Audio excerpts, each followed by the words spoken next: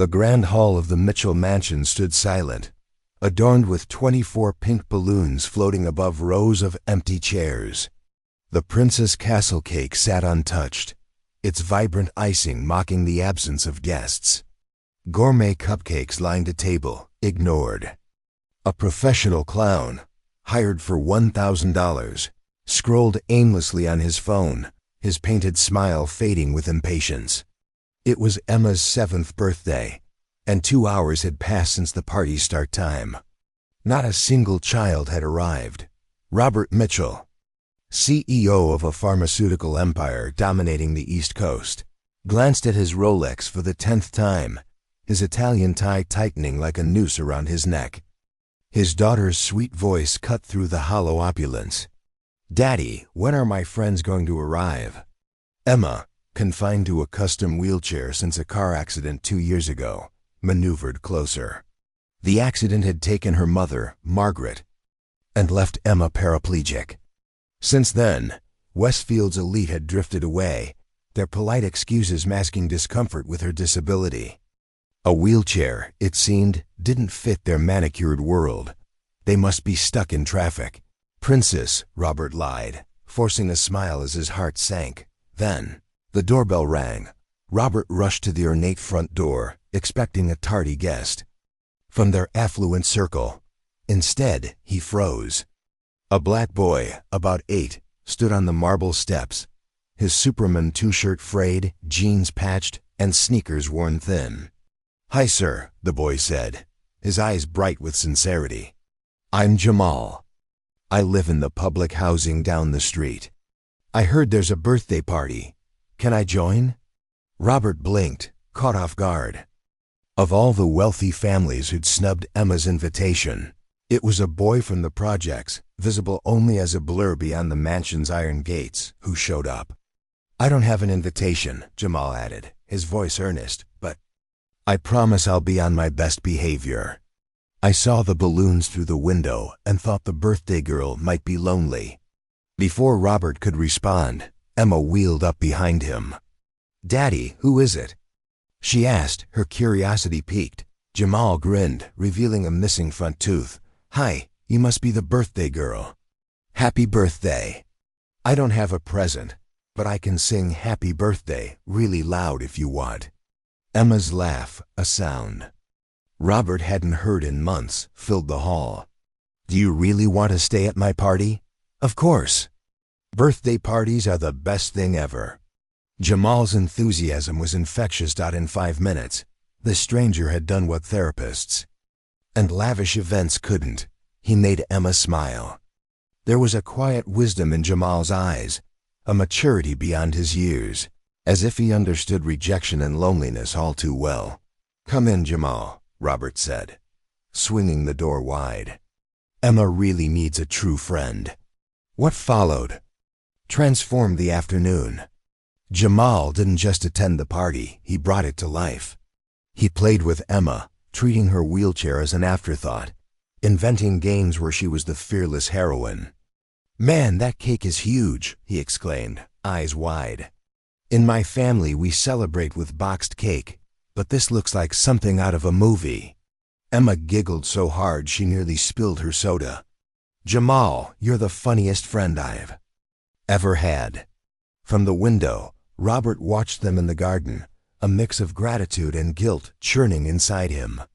How could an 8-year-old from the projects show more compassion than Westfield's educated elite? Then the phone rang. "Robert." "It's Patricia Vanderbilt," came the icy voice of the private school board president and mother of one of Emma's former friends. "We need to discuss a delicate matter. Some mothers are concerned about a different child playing at your property. One who doesn't belong in our social circle." Robert's blood boiled. "Are you talking about Jamal? The only boy who cared enough to show up for my daughter?" "Robert, you must understand our position. We have traditional families with standards. We don't want our children mixing with unsuitable elements, especially given Emma's fragile state." Through the window, Robert saw Jamal gently pushing Emma's wheelchair, both laughing as they pretended to race cars. The purity of the scene clashed with Patricia's venom. You know what, Patricia? Jamal has shown more class in 2 hours than you have in years. Robert, don't be naive. These people always have ulterior motives. He hung up, trembling with rage. As Jamal prepared to leave, Emma grabbed his hand. Jamal, will you come back tomorrow? If your dad lets me, I'll be back every day, Jamal replied, his smile unwavering. What if people say bad things about you? Emma asked. Jamal's eyes grew serious, wise beyond his years. My grandma always says people who judge by appearances can't see hearts, and good hearts don't care what bad people think. Robert knelt to Jamal's level. You're welcome. Here always, Jamal, always. Thank you, Mr. Mitchell, Jamal said. Don't worry about what people say. My family's been through worse, and we always come out stronger. As Jamal walked back to the projects, Robert sensed this boy's quiet strength held a deeper story, one that would soon unravel Westfield's darkest secrets. The days after Emma's party brought a vicious backlash. Patricia Vanderbilt, wielding her influence like a weapon, orchestrated a campaign against the Mitchells. On Monday, the school's headmistress, Helen Carstairs, called. Mr. Mitchell, parents have raised concerns about inappropriate associations affecting our environment. Perhaps Emma's friendships need reevaluation. Are you referring to Jamal? Robert snapped, his anger rising. Our institution has a reputation to uphold. Traditional families expect certain standards. By Tuesday, Robert's company lost 3 major contracts, the clients citing vague strategic changes. On Wednesday, his golf club suggested he reassess his social priorities before renewing his membership. But Thursday's blow was the cruelest. Emma came home from school, eyes red from crying. Daddy, the girls said I can't sit with them anymore because I'm friends with Jamal. They used a bad word I won't repeat. Robert's heart shattered. They were targeting his 8-year-old daughter for her friendship. Enough was enough. On Friday, Robert drove to the housing complex where Jamal lived. The Rodriguez apartment was small but spotless, radiating warmth. Jamal's grandmother, Donna Carmen, greeted him with quiet dignity. Mr. Mitchell, Jamal told me about the trouble our friendship has caused. Perhaps he shouldn't visit Emma anymore. Absolutely not, Robert said firmly. Donna Carmen, how do you deal with people who judge you by appearances? The 62-year-old woman smiled, her eyes reflecting decades of resilience. My family came from Mexico 30 years ago with nothing but hope. Jamal learned early that not everyone sees his character. We taught him to believe people when they show who they are, and to hold on to dignity when they try to make us feel small. Miguel Rodriguez, Jamal's father, arrived, his construction uniform stained with grease. His handshake was firm, his pride unshakable. Mr. Mitchell, we don't want charity. We work hard and teach Jamal to do the same. Miguel, Robert said, my company needs someone to oversee community projects, someone who understands people's needs. The salary is 4 times what you make now. Miguel hesitated. I'm just a construction worker. I didn't go to college. You have integrity. That's worth more than a diploma. Donna Carmen's eyes welled up. Why are you doing this for us? Because you remind me who I was before I joined a world that values bank accounts over character. What Robert didn't reveal was his secret weapon. All week, he documented every attack, every call, every cancellation. His lawyer, Dr. James Thompson, had uncovered something far worse than social snobbery, a scheme led by Patricia Vanderbilt and her allies to buy the housing complex's land for pennies, displacing families like the Rodriguezes for a luxury condominium. Emails, falsified contracts, and recordings exposed their plot, implicating city council members and developers in federal crimes. At the Westfield City Council meeting, Patricia sat smugly, expecting a unanimous vote for her project. Then Robert entered with Miguel, Thompson, journalists, and a federal housing representative. Council members, Thompson began, projecting damning evidence. Patricia's voice plotting to make these people's lives so uncomfortable they'll accept our ridiculous offer. Emails detailed racial prejudice and plans to cleanse Westfield of undesirables. Patricia's composure crumbled.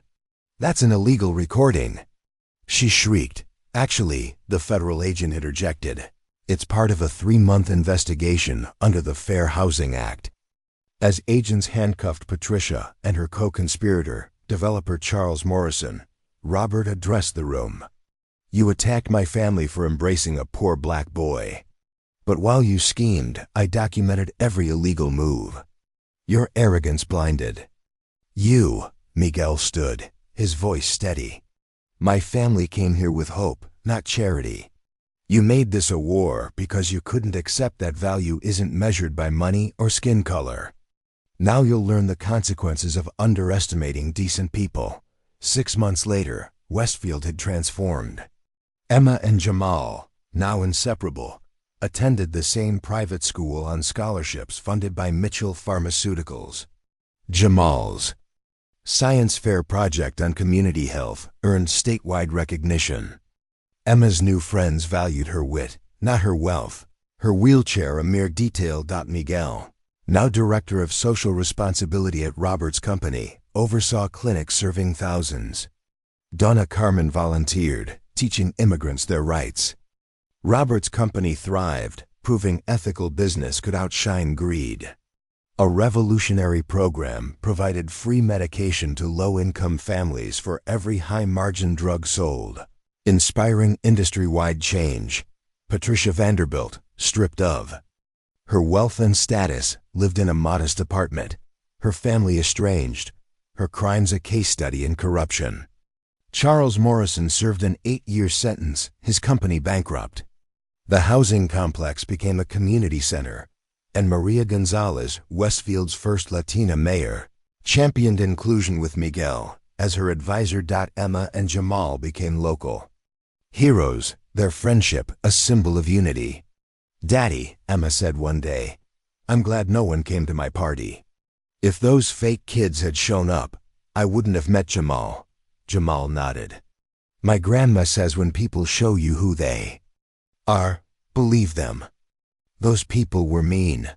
You showed you're fair. Now everyone sees the difference." A year after the scandal, Patricia called Robert.